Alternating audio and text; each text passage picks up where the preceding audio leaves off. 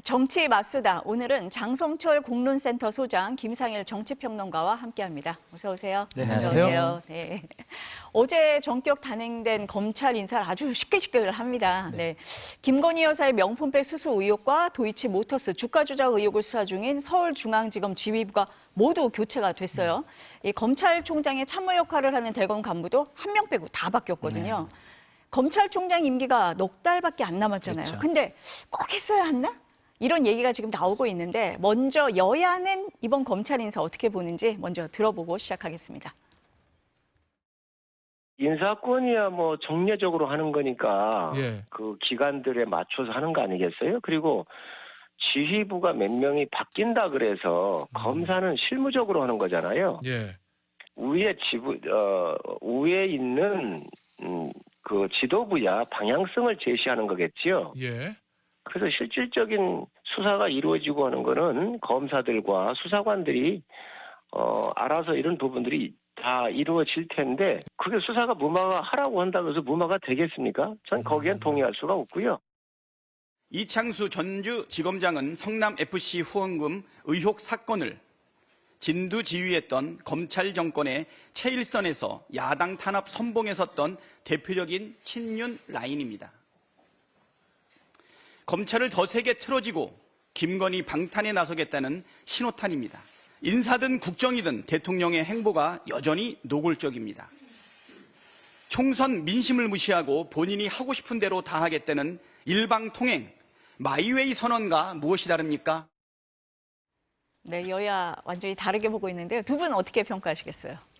저는 김건희 여사 수사를 못하게 하려는 것이 아니냐라는 의심이 좀 들어요. 그러니까 의심이 오늘 든다. 네. 조중동 보수 언론의 사설 제목을 제가 한번 읽어봐 드릴게요. 네.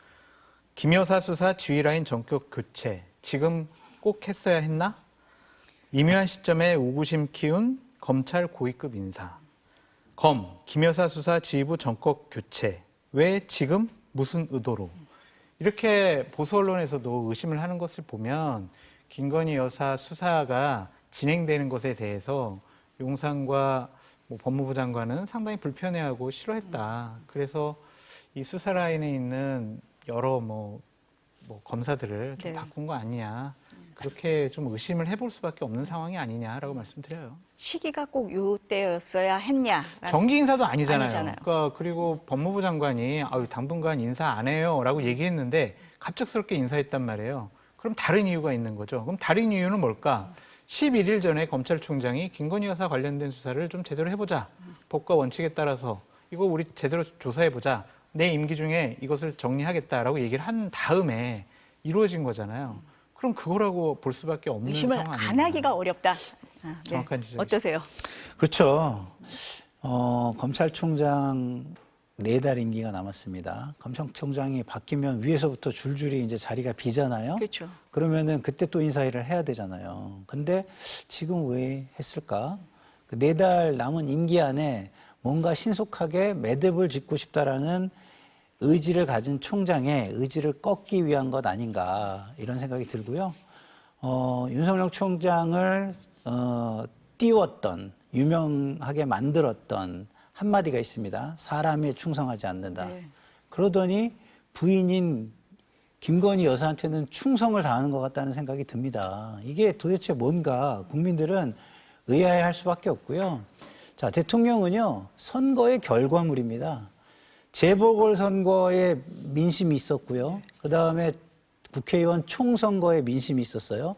근데 선거의 결과물인 대통령이 이 두 선거의 결과물인 총선 민의, 재보궐선거의 민의를 무시한다면 그러면 국민들이 그 대통령을 인정하겠습니까? 그러니까 이번 인사는 그 민심을 받아들이지 않은, 그렇죠. 민의를 받아들이지 않은 인사다 이렇게 보시는 그렇죠. 건가요? 그거를 정면으로 위배하고 있는 것이고 이번 총선의 그 민심은요. 대통령이 자기 주변에 엄정하고 공정하고 상식적으로 행동해라.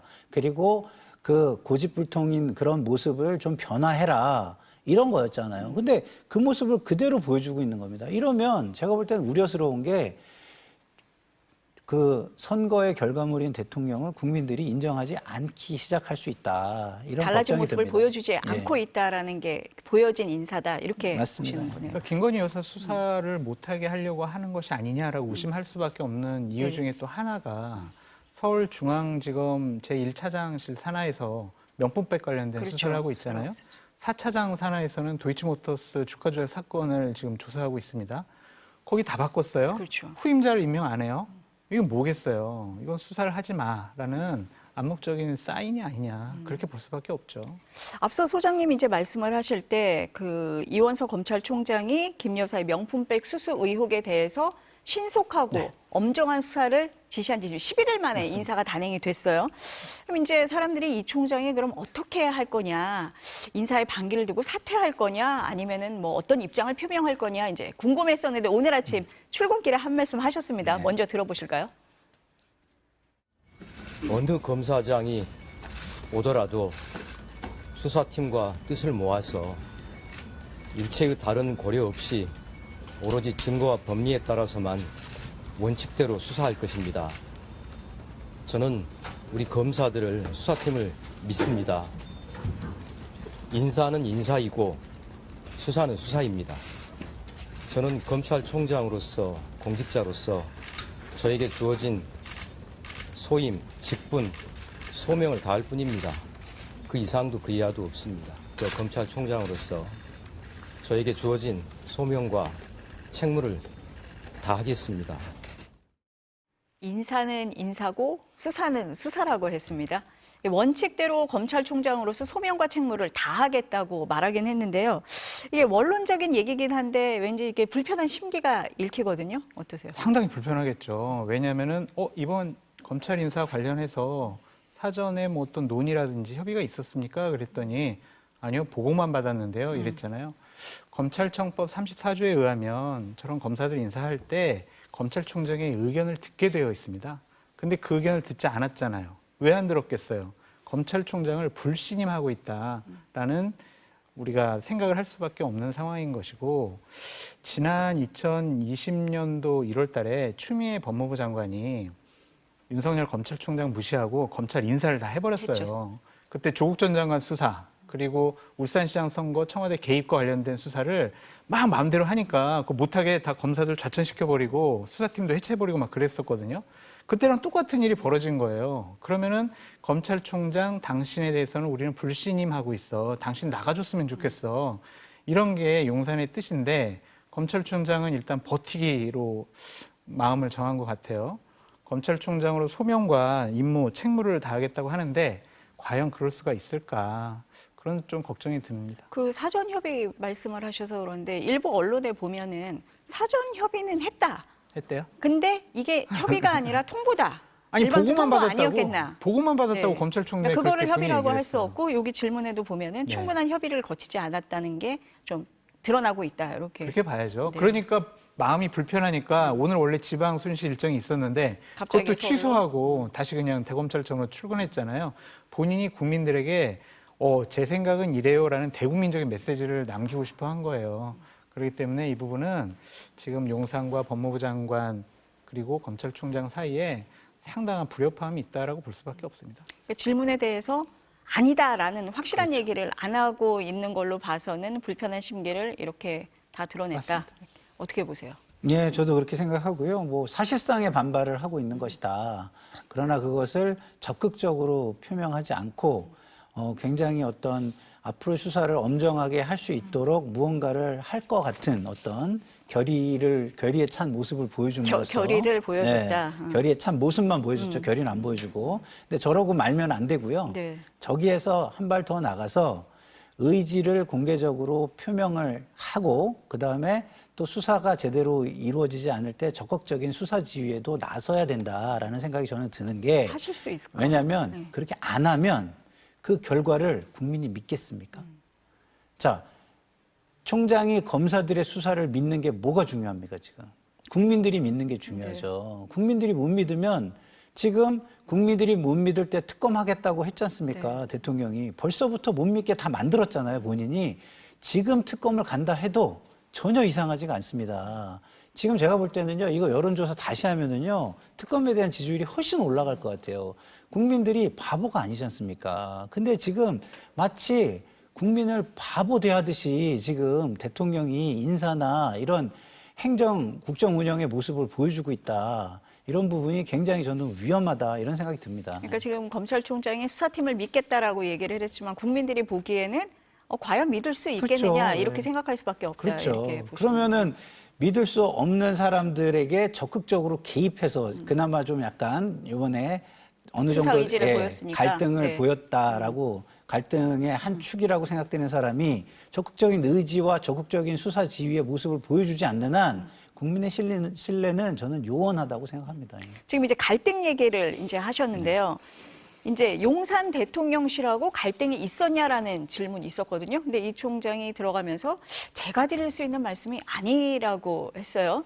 그러니까 그동안 이제 검찰 안팎에서 송경호 전 중앙지검장이 김 여사 대면 조사를 주장하면서 용산과 갈등을 빚었다 이런 얘기가 계속 흘러나왔었잖아요.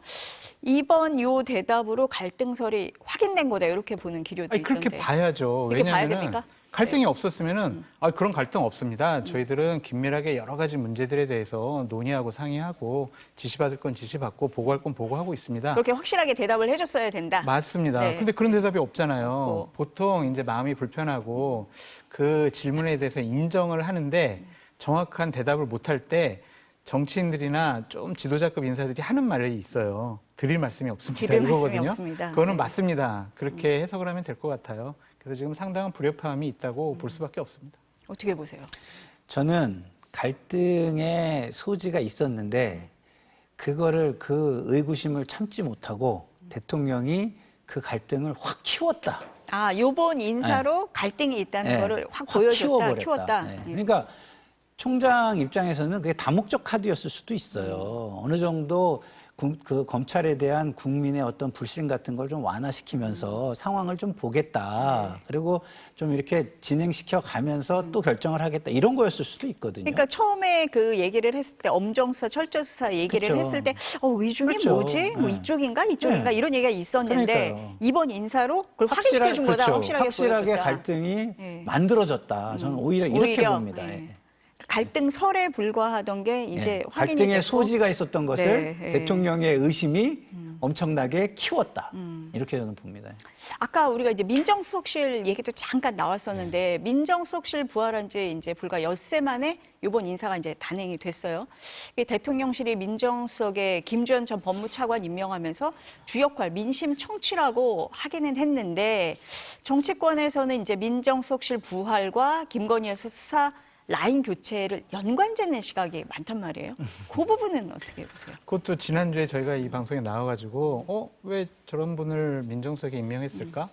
결국에는 민심 청취가 아니라 검찰을 좀 장악하려는 것이 아닐까? 그리고 검찰 인사에 좀 대비하려는 것이 아닐까? 검찰에 대한 강한 장악력을 더 높이려는 것이 아닐까? 그렇게 이제 분석을 했거든요. 네, 네. 지금 인사가 났잖아요. 그럼 그게 맞다라고 볼 수밖에 없을 것 같아요. 결국에는 민정수석을 임명을 하고 부활을 한 것은 대통령께서 여러 민심을 제대로 정보를 취합을 해가지고 국정 운영에 반영한다기보다는 김건희 여사와 관련된 수사를 좀 무마시키거나 못하게 하려고 검찰 인사를 해야 되는데 검찰총장보다 9기 기수가 높은 대선배를 했죠. 임명을 한 것이다. 그렇게 볼 수밖에 없을 것 같아요. 근데 그래서 검찰에 대해서는 윤석열 대통령도 잘 알고 계시잖아요. 그건 이 대통령이 직접 개입할 할 수는 수가 없잖아요. 없으니 오히려 더 선배를 민정수석에 앉힘으로써 검찰 인사에 그렇죠. 개입을. 법무부 장관과 민정수석이 협의를 통해서 저런 검찰 인사를 했다. 할 수밖에 없었다. 그렇게 우리가 추측해 볼 수밖에 없겠네요. 네. 어떻게 보세요? 그러니까 민심 청취를 위해서 민정수석을 두겠다가 아니라 민심을 무력화하기 위해서 민정수석을 두겠다로 저는 거의 결론이 났다. 거의 지금 반대로 해석을 하고 계신데요. 예. 아니 해석이 아니라 그런 보고 있는 거죠. Seeing is believing. 예?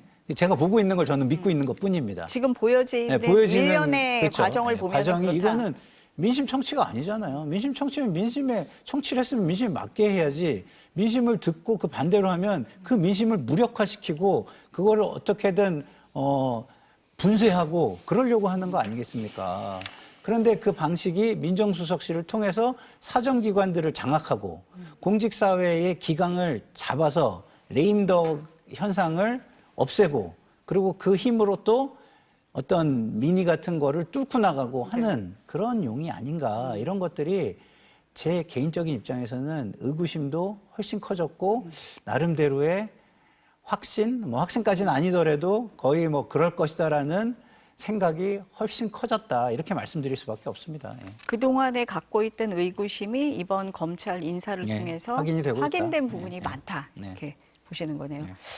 그 신임 이창수 중앙지검장 얘기 좀 해볼게요. 그 윤 대통령이 검찰총장일 때 대검찰청 대변인 지냈잖아요. 당시에 이제 두터운 신임을 받게 돼서 윤의 입이라고 이렇게 얘기들을 하던데 대통령 부인 의혹을 정말 제대로 수사할 수 있겠냐? 예, 의구심 말씀하셨는데 또 나옵니다. 어떻습니까? 네. 아니 그러니까 그러려면 수사 과정에서 그 수사하는 검사들이 그 엄청나게 그 조국 전 장관 수사하듯이 이재명 그 당대표 수사하듯이 뭐 낱낱이 뒤지고 막 이렇게 막 샅샅이 뒤지고 이런 모습을 보이지 않는 한은 아 그래 뭐 그렇지 이렇게 될 거고요. 그리고 그런 과정 속에서 그런 걸 두고 보지 않는 검찰총장의 모습 아까 제가 말씀드린 네. 것처럼 엄정하게 해 자꾸 이렇게 압박하고 그다음에 수사를 지휘하고 이런 모습 이런 것들을 보이지 않으면은요 제가 볼 때는 아무 소용이 없을 거예요. 그렇게 한다 하더라도 심지어 한다 하더라도 이런 지금 대통령의 이 뭐 수족 같은 사람들이 하는 결과는요 웬간해서는 국민들이 믿기가 어려울 것이라는 생각이 듭니다. 안 그래도 믿기 힘든 상황에서 이런 그 대통령 입으로 불렸던 네. 중앙지검장이 과연 제대로 할 수 있겠느냐라는 그렇죠. 의심은 더 든다. 인지상정이죠. 예. 이렇게 생각을 하시고. 이창수 중앙지검장은 윤석열 대통령의 측근으로 불리죠. 전직은 전주지검장이었습니다. 해방 이후에 전주지검장이 중앙지검장 된 게 첫 번째 사례다. 조금 이례적이다라는 네. 얘기는 나오고 있더라고요. 이런 얘기까지 네. 있더라고요. 중앙지검장이라는 자리가 정말 많은 수사를 할 수 있는 그런 자리 아니겠습니까? 그런데 대통령께서 딱 집어가지고 본인 측근을 데려다놨단 말이에요. 조사가 제대로 이루어질까? 검찰총장께서는 조사는 조사고 수사는 수사고 네, 인사는 인사고. 검사를 믿는다 이렇게 얘기를 하셨지만 지금 현재 분위기상 과연 제대로 조사랑 수사할 수 있을까 이런 생각이 좀 드는데 두 가지 포인트를 보시면 될 것 같아요. 김건희 여사 소환 조사할 수 있냐? 대면 조사할 수 있냐? 검찰청으로 출두해가지고 그냥 뭐 사진 찍고 막 이런 모습들이 아니라도 직접 검찰청 출석 조사할 수 있느냐? 그거 아니더라도 제3지역에서 대면 조사할 수 있는 것이냐? 아니면 서면 조사할 거냐? 아니면 그것조차도 안 할 거냐? 이거를 우리가 지켜봐야 될 것 같고요. 소환 방식을 먼저 지켜봐야 맞습니다. 된다라는 게 하나 있고. 그리고 또 하나는 아무리 법률적인 검토를 해봐도 김건희 여사를 처벌할 수 있는 규정은 없어요. 그렇다면 배우자인 대통령께서 이것을 언제 인지했으며 또한 이 물품을 어떻게 처리했는지에 대한 부분은 자칫 잘못하면 청탁금지법에 저촉될 수가 있거든요. 과연 대통령을 조사할 수 있느냐. 대통령님 언제 하셨어요? 이거 어떻게 처리하셨어요? 이런 조사를 할 수가 있는 것이냐.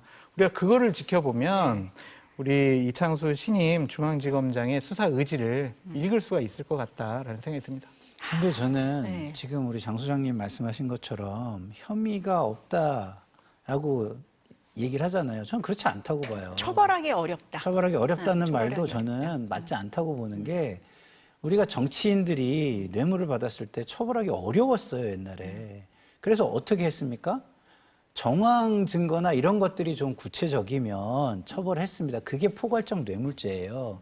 그 포괄적 뇌물죄는 권력이 강한 사람일수록 좀 더 정교하거나 엄정하게 적용해야 된다라는 게 저는 일반적인 어떤 법감정이라고 생각합니다. 그러면 최고 권력자고 최고 권력자의 부인이에요. 그런 분이 뇌물을 받았다? 저는 이거 포괄적 뇌물죄도 아주 심각하게 검토를 해보는 게 맞다. 그래야 역사가 바로 쓴다. 그리고 국민들이 이 정권에 대해서 그나마 조금이라도 신뢰가 남아 있을 수 있다. 이런 생각이 듭니다. 근데 이제 공여자인 최재형 네. 목사가 언론 인터뷰나 이제 어제 검찰 조사를 통해서 뭐라고 얘기를 했냐면 국민 알 권리 차원에서 잠입 취재 형식으로 취재를 한 거다. 청탁 등 다른 목적은 없었다. 직무 관련성이 없다는 취재 답변이냐라고 다시 한번 물어보니까 맞다. 직무 관련성 없다라고 얘기를 했거든요.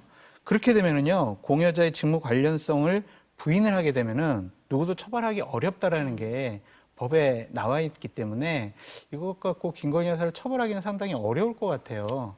그런데 그 부분은 저희가 판단을 하기는 어려운 그렇죠. 부분이니까 아니, 이제 이제 수사를 하면서 법적으로 예. 이제 네, 본인이 네, 그렇게 얘기를 했으니까요. 네. 제가 청탁하려고 이거 드린 거 한 건 아니에요. 아니다. 그냥 취재하려고 한 거예요라고 했기 때문에 법적으로 처벌하기는 좀 어려워 보이는데 이 부분은 법률적인 문제를 넘어서 과연 맞는 거냐? 대통령 부인이 어떻게 명품백을 제대로 받느냐? 이 사실관계가 뭐냐. 그렇죠. 예. 그것이 도덕적으로, 윤리적으로, 정무적으로 잘못된 거다라는 국민적 판단이 있는 거잖아요. 근데 그거를 법률적으로도 문제없게 수사팀을 저렇게 좌천시키고 해치시키고 하는 것이 맞는 것이냐. 그런 비판은 더 강해질 수가 있을 네. 겁니다. 오히려 더 의심은 생길 수 있다. 지금 이제 최재형 목사 얘기를 네. 했으니까요. 그러니까 어제 이제 최재형 목사가 피의자 신분으로 검찰에 나왔었잖아요. 이렇게 들어가면서 한 얘기부터 저희가 한번 들어보고 다시 얘기하겠습니다. 이 사건의 본질은 디올백을 수수했느니, 샤넬 화장품 세트를 수수했느니 이게 본질이 아니고 김건희 여사가 대통령의 권력을 자신에게 집중화하고 이원화하고 사유화한 사건, 그리고 국정농단을 하면서 이권 개입하고 인사청탁하는 것, 이것이 저에게 목격이 돼서 이게 시작이 된 거고, 그들의 실체를 조금이나마 공공의 영역에서 국민들에게 알려드리기 위해서 그렇게 저는 언더커버 형식으로 김건희 여사를 취재했던 것입니다. 아무것도 받지 않았으면 아무 일도 일어나지 않습니다. 네, 검찰이 어제 이제 최 목사 소환하면서 김 여사 출석 통보도 임박했다. 이제 이런 관측이 나왔는데요.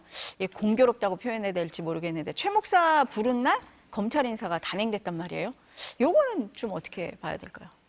아니, 그러니까 뭐 그거는 제가 볼 때는 우연히 맞아 떨어졌을 수도 있지만 어쨌든 그런 의지가 너무 강했기 때문에 이런 디테일도 전혀 생각하지 않고 인사를 밀어붙였다. 이렇게 저는 해석이 되고요. 그리고 최 목사 저분과 관련해서 저는 또 이야기를 안 할 수 없는 게 네. 제가 대통령이나 뭐 여사는 충분히 비판을 하고 있으니까 자, 근대 국가에서요. 저렇게 사적 어떤 구제, 사적인 어떤 영웅 행세 이런 거 하면 안 됩니다. 그러면은 근대 국가에 어떤 근간이 무너지는 거예요. 결과가 모든 것을 정당해주는 그런 그건 근대 아니다. 국가가 있을 수 있습니까? 없죠. 그렇기 때문에 대통령과 여사도 지금 잘못한 부분에 대해서 어떤 국민의 심판을 받아야 되겠지만 최 목사도 저렇게 영웅 행세를 할 일은 전 아니다고 보고요. 심지어 기자도 저런 잠입 취재나 함정 취재는요. 진짜 다른 수단이 다 소진됐을 때 그야말로 레스트 불가피한 리조트, 최후의 수단으로서 써야 된다라는 게 예전에 그 뉴욕타임즈 퓰리처상 받은 그 기자와 관련해가지고 그 수상이 있었을 때에 그런 이야기가 있었지 않습니까? 그렇기 때문에 본인이 뭐 기자도 아닌 분이 저런 식으로 무슨 영웅인 것처럼 하는 건 전혀 맞지 않다고 저는 봅니다. 네, 그러니까 그렇게 하는 것과는 별개로 일단 내용적인 면에서는 어떻게 보세요? 내용적인 면에서는 뭐 그 여사로서는 저기 권력자들로서는 절대 해서는 안 된 게 드러난 것이고 저런 것들이 그냥 묻힌다면 앞으로 이런 역사가 계속 반복되지 않겠습니까? 나쁜 역사는 계속 반복되게 돼 있습니다. 그렇기 때문에 역사에 드러난 사실은 그것에 대해서 확실한 결론을 저어줘야 되고 역사가 바른 방향으로 갈 수 있는 결론을 저줘야 된다. 저는 이렇게 생각을 합니다. 그 앞서서 이제 김 여사 소환이 임박한 거 아니냐는 것 때문에 검찰 인사가 좀 이렇게 갑작스럽게 이때 이루어졌다. 이렇게 보는 시각에 대해서는 저는 뭐 그렇게까지 해석하는 거는 조금 너무 갖다 맞아. 맞추는 거고 그렇지만 그런 해석을 할 필요도 없을 정도로 이런 방탄 검찰을 만드는 인사 의지가 굉장히 강했기 때문에 이런 여러 의구심이 저런 나온다. 시점이나 이런 디테일에는 전혀 신경 쓰지 않고 밀어붙인 것이다. 네. 만약에 쇼라도 하려면 이런 건 좀 피하고 좀 더 국민들에게 그럴듯하게 쇼를 했을 텐데 그 쇼조차도 자기 굉장히 주관적이고 독선적으로 했다 이런 생각이 듭니다. 어떠세요, 수준님? 정치적인 구호 같아요. 그러니까 최재형 목사는 국민들한테 이런 걸 알리고 싶어 했던 것 같습니다. 권력을 사유화한 대통령 부인, 그리고 이권 개입하고 인사 청탁하는 대통령 부인. 이러한 이미지를 주고 싶어 한 것이 아니냐라는 좀 생각이 들어요. 왜 김건희 여사께서 왜 저 디올백을 받으셔가지고 이렇게 정권과 국민의힘과 대통령을 어렵게 했는지 참 저로서는 이해할 수가 없는데, 대통령께서도 이 부분에 대해서는 이준영 기자회견 때 야당의 정치적인 공격이다, 정쟁이다 이런 식으로만 얘기를 하고 계시잖아요. 그런 것들이 과연 국민 눈높이에 맞는 판단일까라는 좀 생각과 걱정과 우려가 있는데, 최재형 목사는 법률적인 문제보다는 정치적으로 좀 도덕적으로 상당히 문제가 있다라는 부분을 국민들에게 각인시키기 위해서 이러한 일을 저질렀고, 또한 출두해서 저러한 메시지를 낸 것이 아닌가라는 생각이 듭니다. 그러니까 일반 국민들이 보기에 이게 아까 말씀하신 것처럼 법적인 걸 넘어서 네. 저게 맞느냐, 적합하냐 이런 부분에 대해서 더 많이. 저게 만약 용인이 되면요, 그러면 다른 공직자의 부인들이 다 저런 거 받으면 어떡할 거예요? 나라가 제대로 운영이 되겠습니까? 이거는 법률적으로 문제가 없더라도 저런 일을 해서는 절대로 안 돼요. 옳지 않은 일이에요. 그러면 진작 대통령께서 이준영 기자회견 때 사과 말씀을 하셨지만, 진작 이 부분은 국민들께 정말 진솔하게 수십 번이라도 사과하고 반성하는 모습을 보였어야 된다. 뭐가 문제냐라는 식으로 항변을 해서는 국민적 공감대를 얻기가 쉽지 않습니다. 아까 그 특검 네. 얘기 잠깐 하셨는데요. 이번 수사 라인 교체로 인해서 네. 그 김 여사 특검에 오히려 명분을 줬다. 이렇게 보는 시각이 있거든요. 그렇죠. 민주당에서는 더 압박할 것 같은 분위기긴 한데 그렇죠. 어떻습니까? 당연히 저는 기본적으로 특검 지지율이 상승할 거라고 봅니다. 그러면은 그 상승하는 어떤 지지율을 기반으로 당연히 야당은 더 공세를 강화할 거라고 저는 봐요. 그리고 일반 국민들도 지금 이런 모습을 보면서 누군가 무언가를 해주기를 바랄 수 있어요. 너무 답답하잖아요. 이렇게 한 바퀴나 뭐가 있어야 되는 거 아닌가? 이렇게 생각할 가능성이 굉장히 많기 저 때문에. 수사 라인 못 믿겠다? 그렇죠. 그러니까 해야 그렇기 때문에 된다? 이렇게 차라리 보신다. 빨리 특검으로 가서 시원하게 이런 부분을 해결했으면 좋겠다. 그리고 대통령도 더 이상 이거에 대해서 다른 말을 못하게 했으면 좋겠다. 이런 국민의 여망이 굉장히 커질 거라는 생각이 듭니다. 그러니까 저는 두 개의 부정적인 효과가 있는 것 같아요. 지금 방금 전에 말씀하신 것처럼 특검에 대한 국민적인 관심과 찬성 여론이 더 높아질 것 같다는 생각이 들고, 또 하나는 조국 전 장관과 이재명 당대표 수사에 대한 정당성을 잃어버리는 것이 아닌가라는 것이 여권으로서는 뼈아프게 생각해야 되지 않을까 싶어요. 아니, 자기네들은 이렇게 수사도 못하게 하면서 조국, 이재명 저렇게 탈탈 터는데 이거 너무한 거 아니냐. 형평성이 안 맞다. 네, 예. 법의 공정한 잣대가 아니다. 그러한 비판을 받을 수가 있거든요. 야당은 그거를 더 강조할 것 같아요. 그렇다면 여당으로서는 윤석열 대통령이 검찰총장으로서 권력에 굴하지 않는 정말 불의에 항거하는 그런 모습 보였고, 공정하고 정의로운 법 집행을 할 거다. 그런 믿음 때문에 대통령으로 뽑아줬는데, 결국에는 오히려. 대통령이라는 공적인 자리를 가족 보호라는 사적인 이익을 위해서 이용한 것이 아니냐. 그렇다면 대통령으로서의 정당성과 명분도 잃어버리는 거거든요. 그래서 저는 정말 왜 이러한 일을 벌이셨는지 정말 한탄스럽습니다. 한탄. 아니, 왜냐면 제가 이제 보수파 패널로서 윤석열 정권과 국민의힘 비판을 많이 하는데, 그것이 뭐 제가 민주당 편을 들고 싶어서 그런 게 아니라, 저런 일이 계속 반복되면 민심이 떠나가거든요. 선거 때 이길 수가 없어요. 그래서 자체적으로 자기 정화 기능이 있어야 하는데, 대통령께서 워낙 이제 부인을 사랑하시다 보니까 이러한 일들이 벌어진다라고 볼 수밖에 없는 상황이거든요. 그거는 앞으로 선거를 치러야 될 국민의힘으로서는 아주 악몽과 같은 일들이 계속 쌓여가고 있다. 마일리지처럼 쌓여가고 있다. 민심과 점점 떠나고 있다. 이렇게 그렇게 볼 수밖에 없어요. 왜냐하면은 우리 각종 여론조사 봐보세요. 대통령 지지율만 막 떨어지고 있고 국민의힘 지지율 떨어지고 있잖아요. 그 상황 어떻게 설명할 거냐고요. 지금 잘하고 있는 게 아니라는 것이 민심으로 지금 나타나고 있는 것이 아니냐, 그런 생각이 듭니다. 아, 여당 걱정을 하셨으니까 여당으로 한번 넘어가 보겠습니다. 그러니까 윤 대통령하고 이제 국민의힘 신임 지도부가 어제 만찬을 함께 했어요. 어떤 얘기들 오갔을까요? 저는 뭐 공적, 사적 리스크에 대한 향후 대책을 많이 논의했을 것 같다, 이런 생각이 그 자리에서도 듭니다. 그런 걸 논의했을까요? 아니, 그러니까 그런 거죠. 예를 들어서 뭐 특검법과 관련한 거는 사실상 뭐 김건희 특검법과 관련한 건 사적 리스크에 저는 해당한다고 네, 보고, 네. 뭐 최상병 특검이나 아니면 향후 뭐 어떤 거부권 행사와 관련된 향후의 전국 네. 법안을 입법 독주와 거부권 이런 것들이 다 공적 리스크 아니겠습니까? 그런 어떤 위기 리스크에 대한 향후 대책들에 대해서 뭐 저는 논의를 하지 않았을까 이런 생각이 들고 민심을 반영하기 위한 노력은 거의 없었을 것 같다는 생각이 듭니다. 리스크 관리가 우선이었을 것 같다. 뭐 어떠세요? 민생과 외교 걱정도 하셨겠죠. 네. 국정 전반에 대해서 여러 가지 논의가 있었을 것 같은데 저는 논의 내용보다 저러한 공개적인 모임을 갖는 것이 맞는 것이냐라고 지적을 하고 싶어요. 왜냐하면 지금 최상봉 특검 같은 경우에 대통령 제2 요구가 확실해지는 상황이잖아요.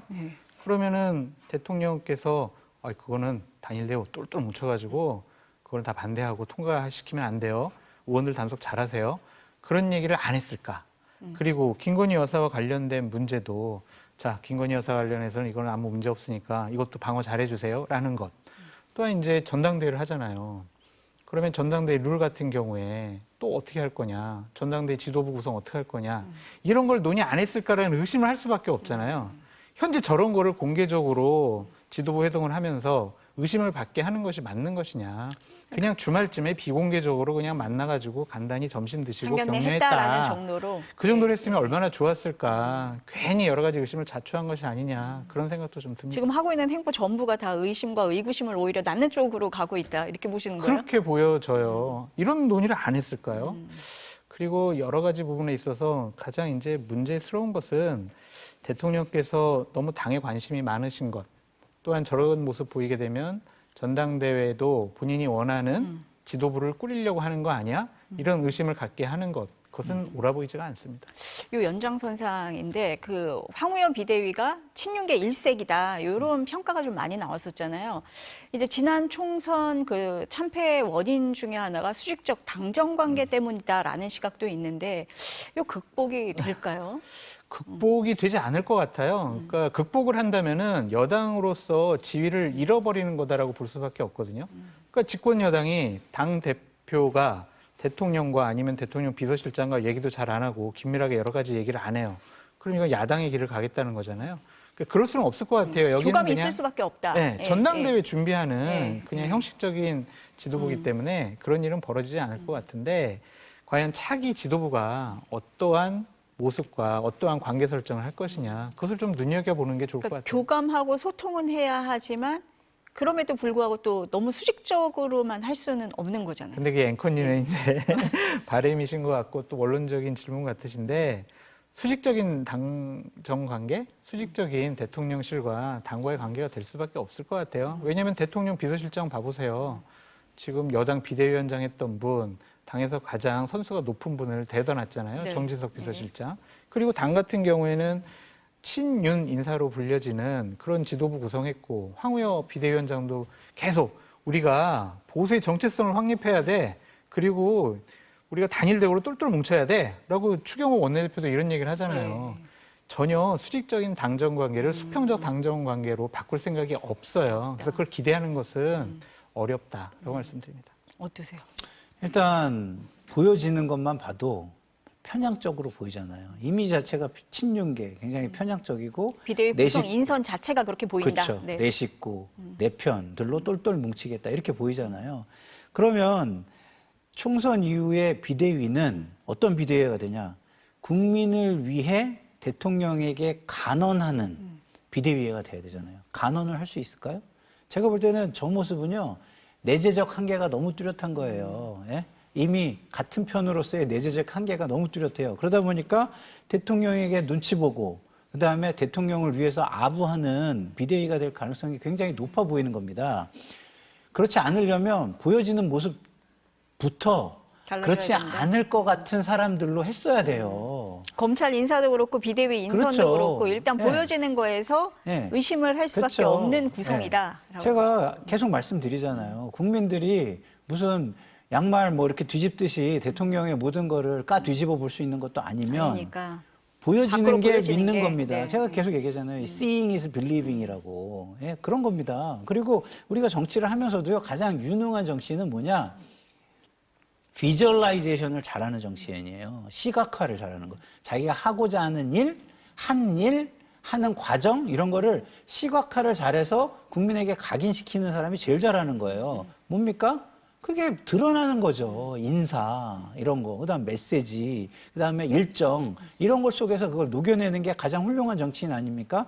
대통령이 지금 보여주는 모습은 그거와 모두가 정반대의 길을 가고 계시는 것 같다라는 느낌을 지우기가 어렵습니다. 어렵다. 네.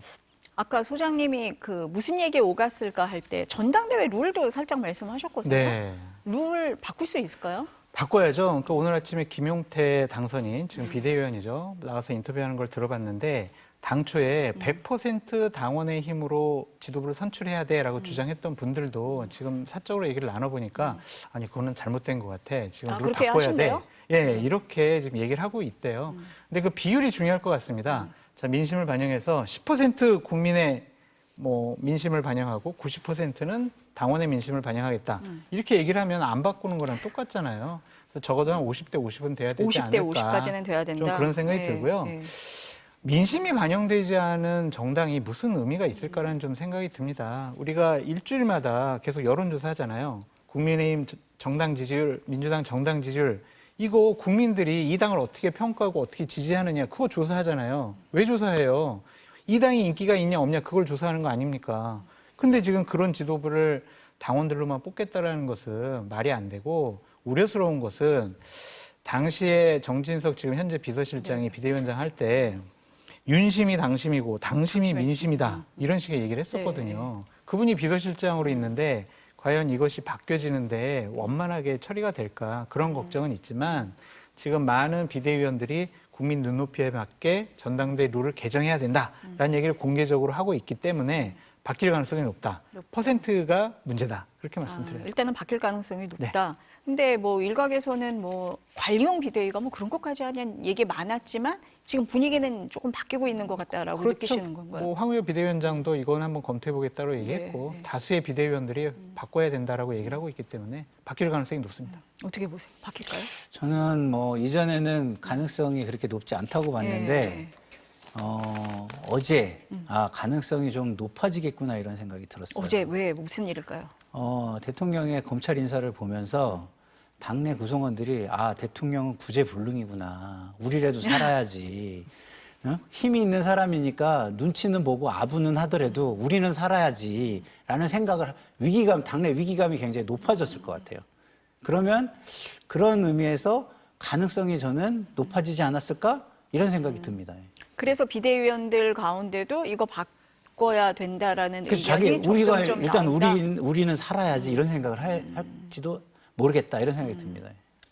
그러니까 네. 그 맞는 말씀 네, 같아요. 근데 이제 민주당 얘기를 하도 안 해가지고 네. 민주당 비판을 좀 하자고 하면 저는 국민의힘에서 저렇게 당심, 윤심 똑같아 그것이 민심이라고 했을 때 큰일 났다. 당이 망조가 들었구나. 그렇게 제가 비판을 했었거든요. 방송에 나와서. 근데 추미애 국회의장 유력 후보자가 오늘 아침에 언론에 나와서 뭐라고 했냐면 당심이 곧 명심이고 명심이 곧 민심이다. 이런 얘기를 해요. 그래가지고 참 권력을 잡고 권한을 좀 갖게 되는 분들은 상당히 국민의 민심을 살피지 않고 오만하고 교만하구나 그런 생각이 좀 들어서 민주당 비판도 좀 같이 한번 해봅니다. 민주당 어때요? 저는 민주당 비판을 되게 많이 하는데 이게 하기가 되게 힘들어지고 있습니다. 기본적으로 국민은 정부와 여당의 책임이 더 크다고 생각을 해요. 그래서 이번 총선에도 양당이 다 대책이 없다고 생각했는데 정부와 여당을 먼저 심판한 거예요. 왜? 한 놈만 먼저 패자 이런 겁니다. 그래서 먼저 해결할 걸 먼저 해결해야 그 다음 것도 해결할 수 있다. 네. 저는 이렇게 생각했다고 봐요. 근데 제가 민주당을 꽤 많이 비판하거든요. 근데 비판을 하면은 한쪽에도 잘해줘야 그 비판이 효과가 발생을 해요. 근데 지금 정부와 여권이 너무 못하기 때문에 이 비판하는 게 의미가 없는 게 국민들은요. 저 더 문제가 있는 문제를 해결하려면 그래도 이쪽이 똘똘 뭉쳐서 저걸 먼저 해결해야 되지 않아? 또 이런 논리도 또 성립이 되거든요. 네. 그러니까 제가 요새 굉장히 고민이 많은 게 이런 겁니다. 양당이 전부 다 정치적 폭포 현상에 빠져 있습니다. 그러면 그 폭포 끝자락에 저는 서가지고 제 의지를 가지고 버티려고 노력을 하는데 그 폭포에 쓸려서 떨어질 것 같은 거예요. 예? 그런 상황이 지금 곳곳에서 폭포 현상이 곳곳에서 일어나고 있다 이런 생각이 양당 듭니다. 모두 예. 우려스럽다. 지금 민주당 얘기했으니까요. 민주당 얘기해 보면은 그 민주당을 비롯한 야당이 이제 연일 윤 대통령 탄핵 소추나 임기 단축 이런 얘기들을 조금 하고 있어요. 특히 이제 최상병 특검법에 대해서 거부권을 행사하는 것만으로도 탄핵 소추 사유된다 이렇게 압박을 하는데 일단 김용민 민주당 원내정책수석 부대표의 말을 들어보고 말씀 나누겠습니다. 이게 수사를 했더니 대통령 직접 관여가 만약에 확인됐다라고 하면 예. 대통령의 직접 관여한 사건의 수사를 막기 위해서 대통령의 권한인 헌법상 권한인 거부권을 함부로 쓴 거죠. 자신의 범죄를 덮기 위한 예. 권한 행사가 만약에 인정이 된다라고 하면 예. 이거 자체가 위헌적 권한 행사가 되는 겁니다. 그래서 그 거부권도 한계가 분명히 존재하거든요. 가능한 얘기인가요? 저는 가능성은 좀 낮다고 보는데 어쨌든 뭐 주장은 할 수 있는 부분이라고 봐요. 이게 뭐 정치적인 주장이니까 뭐 좀 그럴듯하게 국민에게 다가가는 부분도 없지는 않다. 그러나 법적으로 들어갔을 때에 저게 관철되기는 조금 가능성은 저는 좀 낮아 보인다. 그러나 정치적인 효과가 크기 때문에 탄핵으로는 안 가더라도 국민들에게 하야 요구를 하게끔 하는 것까지는 저는 갈 수도 있는 우려가 있다. 이런 생각이 듭니다. 하루빨리 지금 대통령과 정부가 정신을 차려야 한다. 이런 생각이 듭니다. 어떠세요? 김용민 의원의 바램과 희망이 들어간 주장이 아니냐라는 좀 생각이 들고 가정에 가정을 더해가지고 가정을 결론을 내린 거잖아요. 실현 가능성이 없다라는 좀 생각이 들지만 국민들은 저거에 끊임없이 관심을 많이 갖게 될 것 같고요. 헌정 중단이라는 불행한 역사가 되풀이되지 않았으면 좋겠다라는 개인적인 바람이 있습니다. 네, 오늘은 여기까지 듣겠습니다. 네. 감사합니다. 감사합니다.